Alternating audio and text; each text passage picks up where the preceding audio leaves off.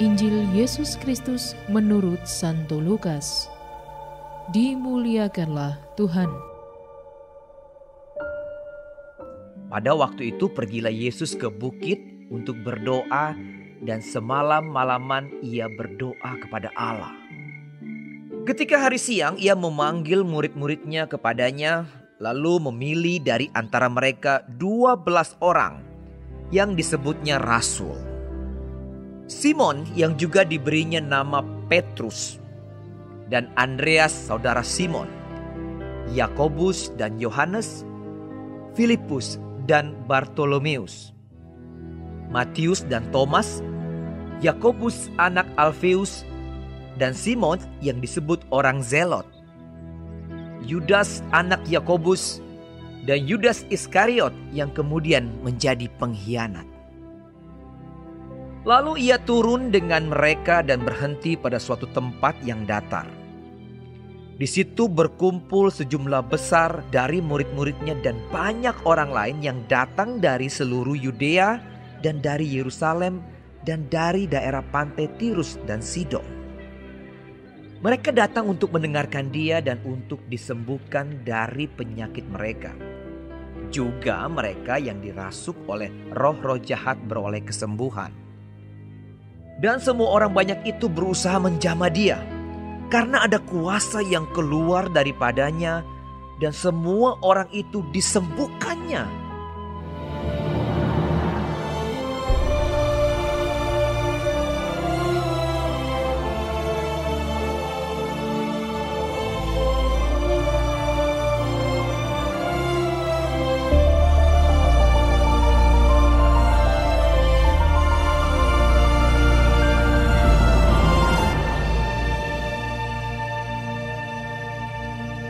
Demikianlah Injil Tuhan.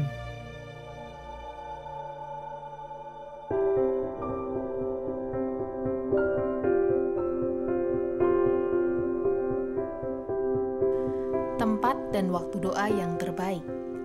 Renungan oleh Ibu MT Elena Magdalena. Sahabat Cafe Rohani, Alkitab sering mencatat Yesus di atas bukit. Yesus mendaki ke bukit untuk berdoa. Hal ini dicatat dalam Injil Sinoptik dan Injil Yohanes. Yesus berdoa di atas bukit menunjukkan pentingnya komunikasi dengan Bapanya. Yesus menarik diri dari aktivitas lain dan dari orang banyak untuk berdoa.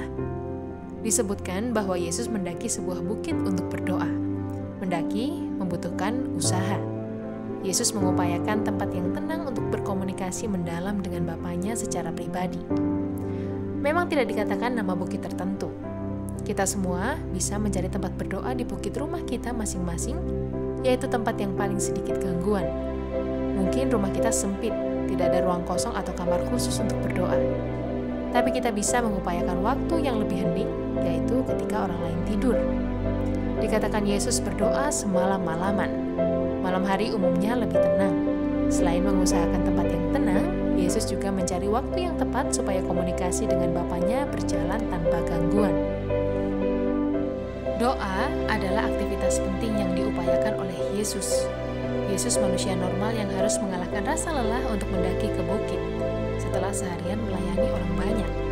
Dicatat dalam Injil bahwa Yesus berdoa semalam-malaman. Sebagai manusia, Yesus juga perlu istirahat dan bisa mengantuk. Tapi ada yang lebih mendesak, yaitu berdoa sebelum memilih ke-12 rasul yang akan melanjutkan karyanya. Bagi Yesus, sangat penting bertanya, menumpahkan isi hatinya dan bercakap-cakap dengan Bapanya. Lalu, sudahkah kita juga menimba kekuatan dan kebijaksanaan dari Tuhan untuk tugas, rencana, dan tanggung jawab kita?